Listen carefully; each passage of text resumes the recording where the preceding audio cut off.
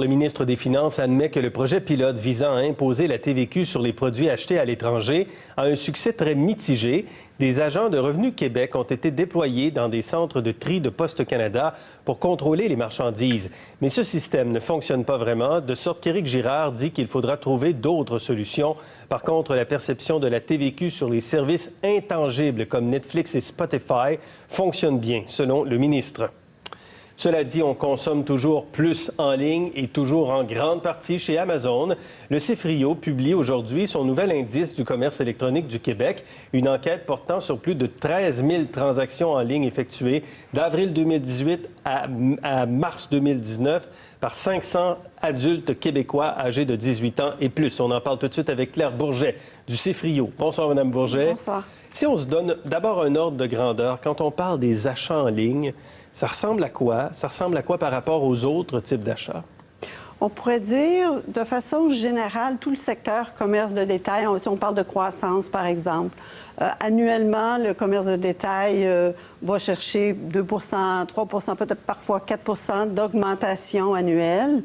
Le commerce électronique, pour sa part, chez certains détaillants, c'est pas rare d'aller chercher du 25 mais peut-être de façon générale, ça joue autour de 10 Mais c'est clairement en croissance. C'est très en croissance. Et donc, on va regarder tout de suite des graphiques qui se trouvent dans l'état du commerce que vous avez présenté aujourd'hui, l'état du commerce électronique. Premier graphique, c'est qui sont les cyberacheteurs?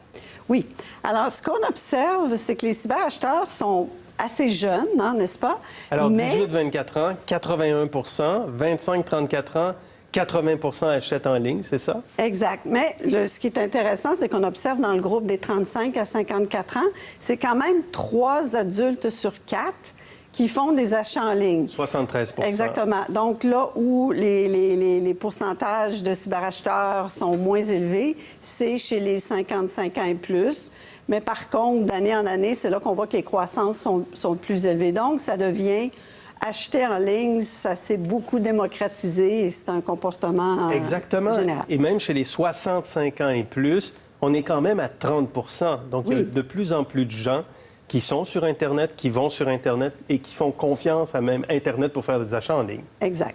OK. Deuxième graphique, ça, c'était les cyberacheteurs. Le deuxième graphique, c'est qui sont les cyberacheteurs chez les femmes, chez les hommes et les ménages composés de 4 personnes et plus. Exact. Ce qu'on voit, dans un premier temps, les hommes achètent plus en ligne que les femmes. 69 contre 59. Exact. Puis il y a une différence de 10 d'un point de vue statistique, là, c'est significatif.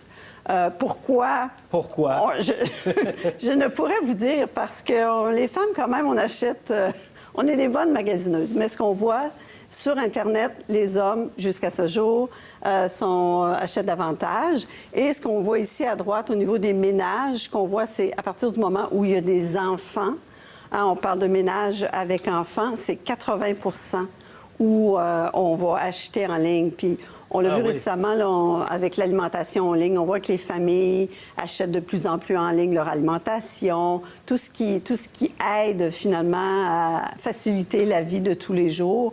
Bien, au niveau de la famille, là, ça se reflète dans nos chiffres. Maintenant, quelles sont les catégories de produits qui sont achetés en ligne? Vous aviez dit que vous étiez une bonne magasineuse, vêtements, chaussures, bijoux, accessoires. Exact. On voit que cette catégorie est la principale catégorie dans laquelle les gens vont acheter des produits en ligne. Et ce qu'on observe également par rapport à la mesure de l'année précédente, c'est une des catégories où il y a eu le plus de croissance, avec 6 points de pourcentage de plus. Et donc, 38 des produits achetés en ligne, ce sont des chaussures, des vêtements, des bijoux? C'est 38 des acheteurs, des adultes québécois qui ont acheté dans cette catégorie-là. Et il y en a de plus en plus. Il y en a de plus en plus en alimentation, santé et beauté. Exact. On voit aussi que c'est l'une des catégories où il y a le plus de croissance, qu'il y a eu le plus de croissance au cours de la dernière année. Et il y a aussi voyage et transport où on affiche une croissance importante, là, 7 points de pourcentage. Puis toutes ces catégories-là, ensemble, représentent les principales catégories dans lesquelles on achète le plus. Et ce qui domine toujours, c'est Amazon. Oui. Amazon est en croissance pour ce qui est du nombre de produits achetés, au moins un achat en ligne. On a juste le deuxième, il y en a toute une liste, mais c'est pour vous montrer que dès le deuxième, eBay, c'est loin derrière. Exact. Donc, Amazon est passé de 38 à 44 des cyberacheteurs ayant réalisé au moins un achat sur le site. Et dans les montants dépensés en ligne, Amazon est en tête également. Exact. Donc, ce que ça veut dire à 44 là, si on arrondit, c'est presque un adulte sur deux qui, sur une base mensuelle, a fait au moins un achat en ligne sur Amazon. Puis tous les autres sites que nous, on a identifiés dans notre palmarès arrivent beaucoup, beaucoup en dessous. Fait qu'Amazon est dominant et toujours en croissance dans sa domination également. Et quand j'achète sur Amazon.ca, est-ce que j'achète au Canada? Bon, ça, c'est une question intéressante. On achète d'un site américain. On sait qu'Amazon est un site de propriété américaine, mais souvent, les gens vont... À partir du moment où il y a un .ca, les gens ont tendance à croire ou à penser que c'est un site canadien, ce qui n'est pas le cas. Ce qui ne veut pas dire non plus qu'Amazon ne paie pas de taxes, ne paie pas de TPS, TVQ au Québec. Ça, c'est un autre sujet. Mais ce qu'on observe, c'est que les gens achètent beaucoup plus aux États-Unis, achètent plus aux États-Unis que ce qu'ils en ont la perception. Oui, on pense qu'on achète au Canada, mais dans le fond, c'est aux États-Unis. Exactement.